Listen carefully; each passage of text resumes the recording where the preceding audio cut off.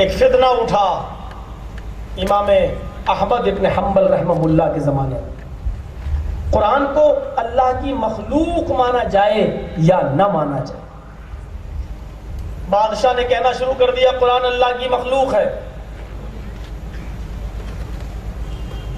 سارے مولویوں کو خرید لیا، سب مولوی جتنے تھے کٹ ملا، آج جیسے لوگ بکنے والے، اس زمانے میں بھی تھے بکنے والے، تو ہر زمانے میں رہے ہیں لیکن خوددار بھی رہے۔ اٹھایا،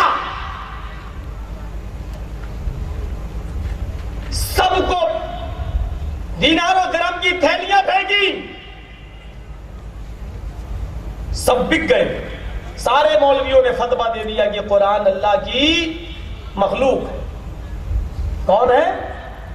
اللہ کی مخلوق ہے۔ سارے مولویوں نے فتوے دے دیے۔ یہ فتویٰ جب امام احمد ابن حنبل کے سامنے آیا تو انہوں نے کہا لوگوں یہ تم نے کیا کیا؟ قرآن اللہ کی مخلوق کیسے ہو سکتا ہے؟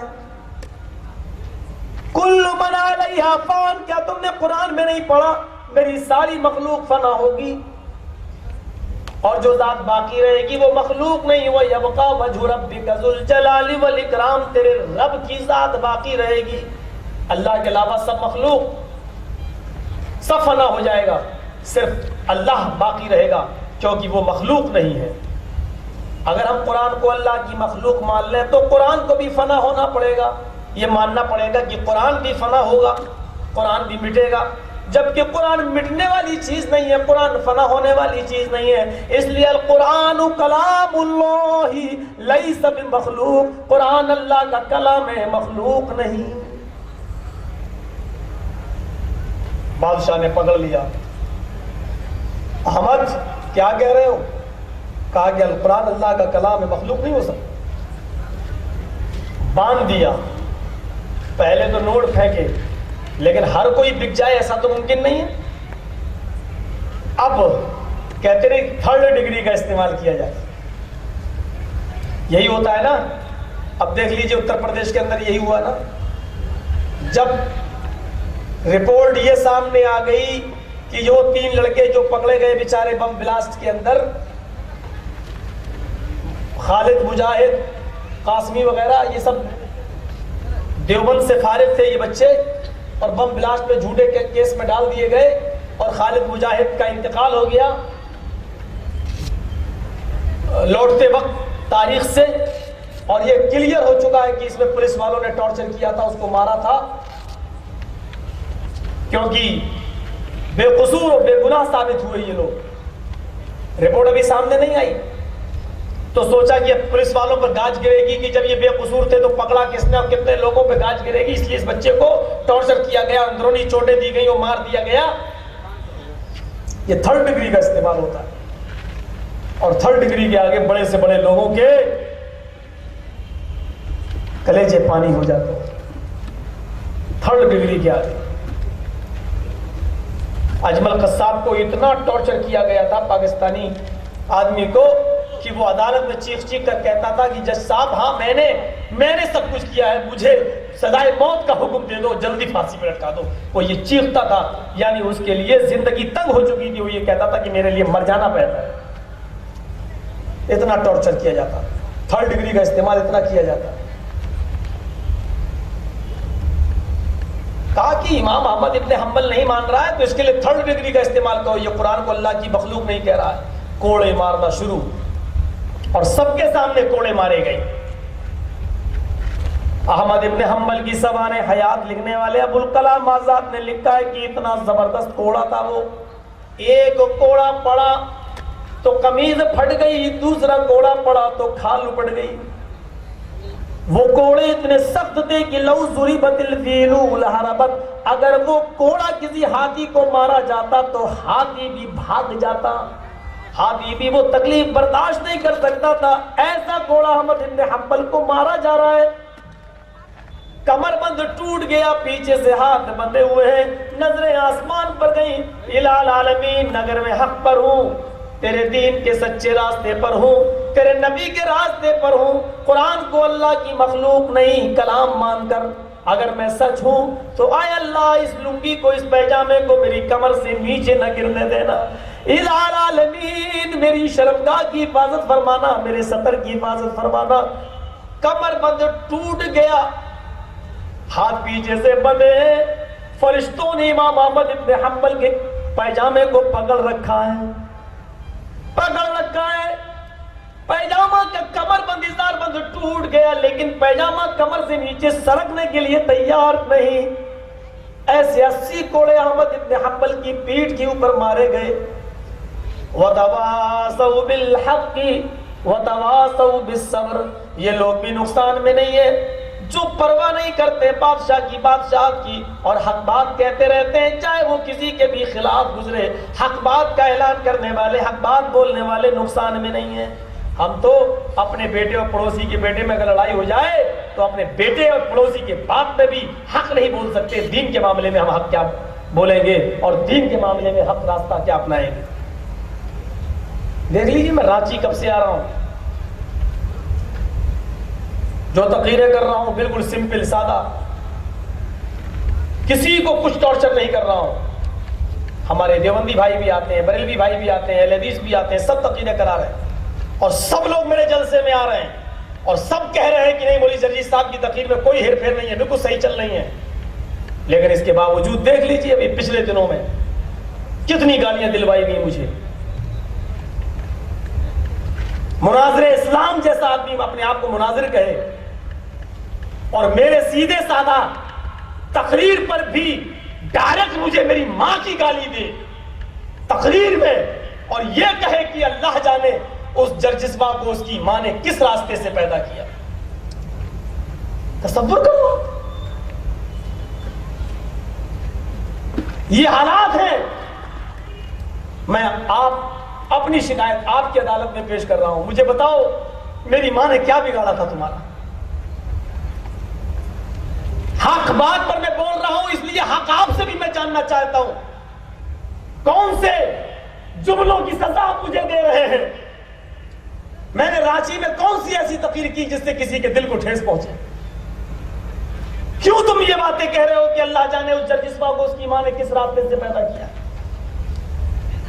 کیوں کہہ رہے؟ الحمدللہ میری ماں نے مجھے اسی راستے سے جنا ہے جہاں سے خدیجہ نے زینب کو جنا تھا, رقیہ کو جنا تھا, ام کلثوم کو جنا تھا, فاطمہ کو جنا تھا. جس راستے سے فاطمہ نے حسن اور حسین کو جنا تھا, میری ماں نے بھی مجھے اسی راستے سے جنا ہے. تم میری ماں کو گالی دے کر تمہیں کون سا انعام ملے گا, کون سا گفٹ تم لینا چاہتے ہو؟ بزرگ ہو, سنجیدہ ہو, میں تمہیں کچھ کہہ بھی تو نہیں سکتا ہوں. کھڑگپور میں تمہیں مار بھی پڑی, ہاتھ پیر بھی باندھے گئے, تمہارے کپڑے بھی اتارے گئے, تمہارے منہ پر بریلوی بھائیوں نے پیشاب بھی کیا. یہ سب سزائیں پانے کے بعد بھی ابھی تمہاری ہیکڑی نہیں اتری. ہم کیا کر سکتے ہیں تمہیں اس معاملے کو میں صبر و ضبط سے کام لیتے ہوئے اللہ کے سپرد کرتا ہوں. اللہ میں ایسے مناظر اسلام کو کچھ کہنا نہیں چاہتا, کچھ کہہ دوں گا تو میری نیکیوں میں کمی ہو جائے گی.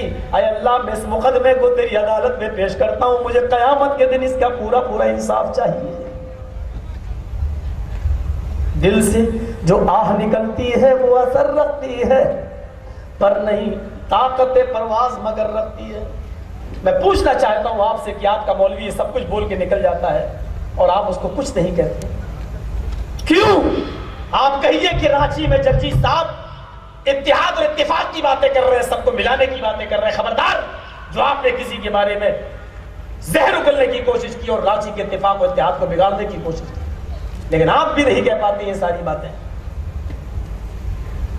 بڑے آسانی سے آپ نے کہہ دیا اہل حدیثو اپنی عورتوں کو ہماری مسجدوں میں بھی بھیج دو,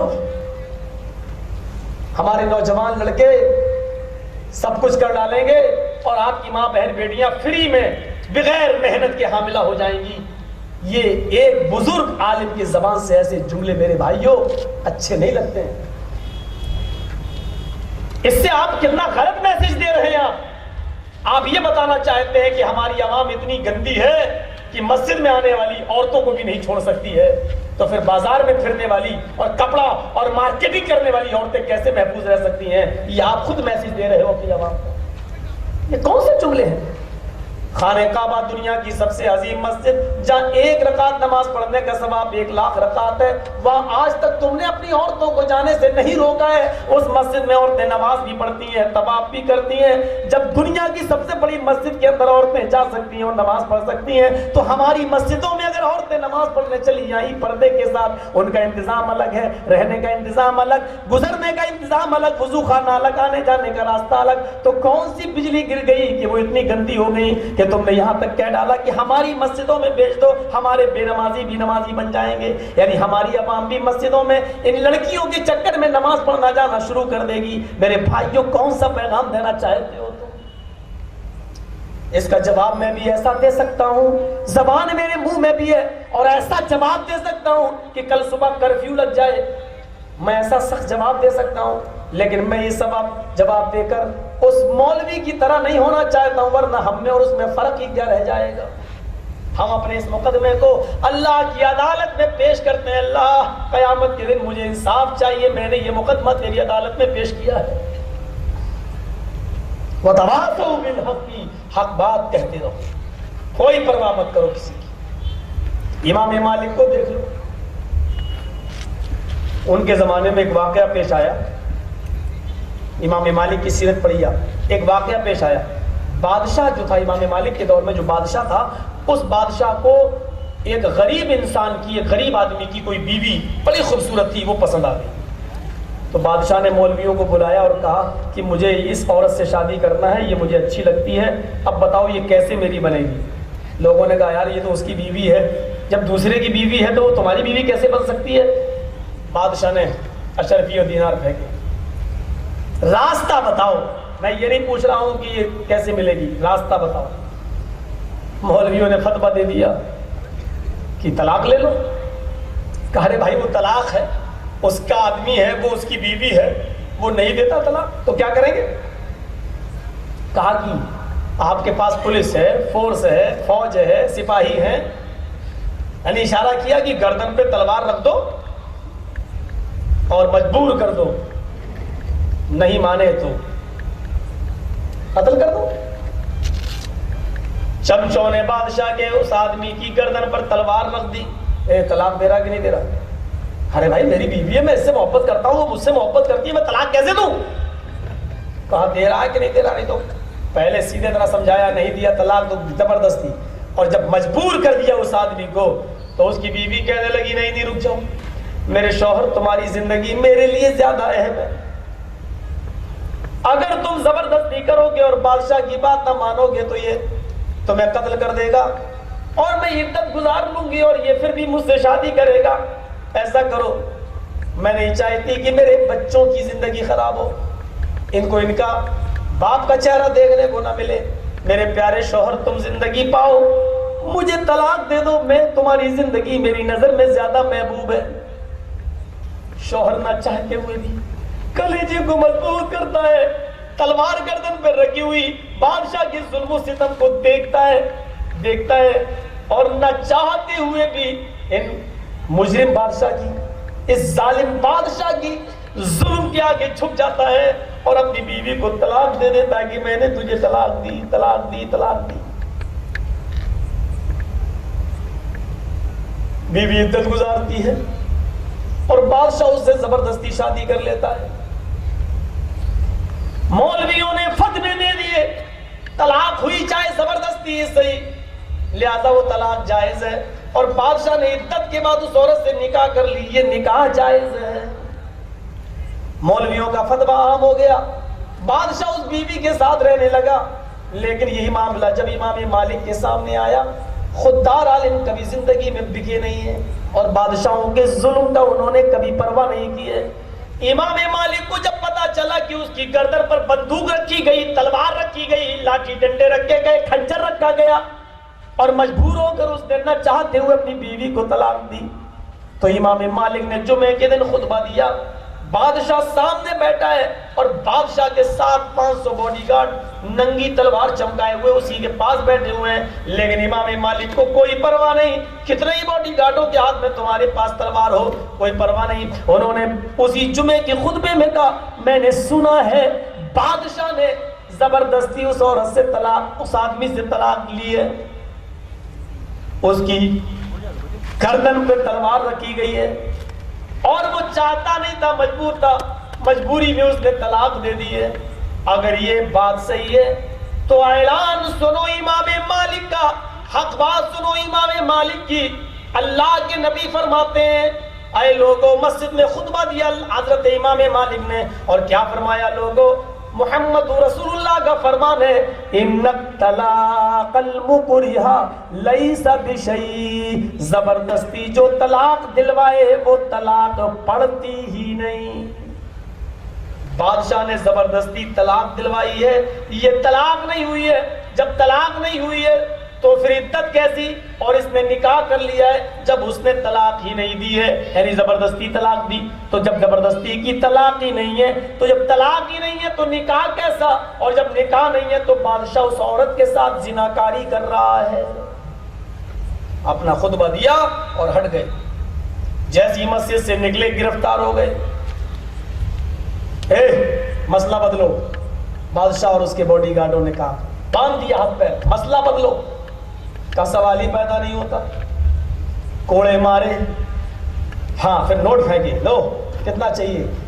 امام مالک کہتے ہیں ابھی تک زمین کے اوپر اور آسمان کے نیچے کسی ماں نے وہ بیٹا پیدا ہی نہیں کیا جو میرے ضمیر کی قیمت لگا سکے۔ یہ تیرے چمچے یہ پڑے ہیں، یہ تجھے بک سکتے ہیں تیرے آگے، میں بکنے والا نہیں۔ اب 3rd ڈگری کا استعمال، اتنی مار اتنی مار اتنی مار کہ دونوں ہاتھ ٹوٹ گئے۔ مار پڑھتے پڑھتے اذان کا وقت ہو گیا، نماز کا وقت ہو گیا۔ کہا بادشاہ نماز پڑھنے کی اجازت دے دے، اس کے بعد مار لینا۔ کہا ٹھیک ہے۔ امام مالک نے وضو کیا، ہاتھ ٹوٹے ہوئے اڑ نہیں رہے ہیں، توڑ دیے گئے ہاتھ ٹوٹ گئے ہیں، اڑ نہیں رہے، کہتے اللہ اکبر اور ہاتھ چھوڑ کر نماز پڑھ رہے ہیں۔ بھائی جب اٹھ ہی نہیں رہے تو بنے گے کیسے؟ سعودیہ میں جن لوگوں نے حج کرنے گئے ہوں گے انہوں نے دیکھا ہوگا کہ بہت سے لوگ ہاتھ چھوڑ کے بھی نماز پڑھتے ہیں۔ وہی امام مالک کے ماننے والے ہیں، وہ کہتے ہیں میرے امام نے ہاتھ چھوڑ کے نماز پڑھی، ہم بھی ہاتھ چھوڑ کے نماز پڑھیں گے۔ وہ یہ نہیں دیکھتے کہ امام مالک کو مجبوری کیا تھی، بادشاہ نے مارا تھا، چوٹیں لگی تھیں، ان کے ہاتھ اٹھ ہی نہیں رہے تھے۔ جب اٹھ ہی نہیں رہے تھے تو کہاں سے اٹھے؟ بھائی میرے دونوں ہاتھ کٹ گئے، تو جب ہاتھ ہی نہیں ہے تو ہاتھ کہاں باندھے؟ جب ان کے اٹھ ہی نہیں رہے تو بنتے ہی نہیں ہیں۔ امام مالک نے ہاتھ چھوڑ کر نماز پڑھی، اس لیے کہ ہاتھ اٹھتے نہیں تھے، اور جب یہ نماز پوری ہوئی تو پھر پیٹنا شروع۔ آخرکار اتنا زندہ چھوڑا کہ پیر ٹوٹ گئے، ہاتھ ٹوٹ گئے، پیروں میں بیڑیاں ڈال دی، ہاتھوں میں ہتھکڑیاں ڈال دی، پیروں میں بیڑیاں ڈال دی، ہاتھوں میں ہتھکڑیاں ڈال دی، اور اس کے بعد میں لٹا دیا۔ اس کے بعد میں اونٹ کے اوپر، گھوڑے کے اوپر لٹا دیا، ایسے پٹ یوں، یعنی پٹ پیٹ کے بل، سر ادھر ہے، پیر ادھر لٹکے ہوئے، یوں لٹکے ہوئے، اور وزیر بادشاہ کا چپراسی مدینے کے اندر لے کر گھما رہا ہے امام مالک کو، لوگوں کو یہ بتانے کے لیے کہ دیکھو امام مالک نے بادشاہ کی بات نہیں مانی، بادشاہ نے اس کا کیا حال کیا۔ اگر کوئی ایک بھی بادشاہ کے خلاف آواز اٹھائے گا اس رشتے پر، اس شادی پر، تو اس کا یہی انجام ہوگا۔ جیسے کوئی منہ کالا کر لے کسی لڑکی کے ساتھ تو اس کا چہرہ کالا کر کے اور بال گھونٹ دیے جاتے ہیں اور روڈ بنا دیا جاتا ہے اور اس کو گھمایا جاتا ہے تاکہ لوگ اس کو پہچانے۔ اس امام مالک کا پیروں میں بیڑیاں اور ہاتھوں میں ہتھکڑیاں ڈال کر گھوڑے پر لٹا کر ان کو گھمایا جا رہا ہے۔ اے مدینے والوں دیکھ لو، امام مالک نے بادشاہ کا کہنا نہیں مانا۔ ان کو بادشاہ نے کیا سزا دی؟ امام مالک اس کی سزا پانے کے بعد، پیر توڑے جانے کے بعد، ہاتھ توڑے جانے کے بعد بھی یہی کہہ رہے ہیں لوگوں یہ بادشاہ کا چمچہ جھوٹا ہے، بادشاہ کا کہنا نہ ماننے کی سزا مجھے نہیں ملی، مجھے یہ سزا جو دی گئی وہ حدیث سنانے کی سزا دی گئی، محمد رسول اللہ کا فرمان سنانے کی سزا دی گئی۔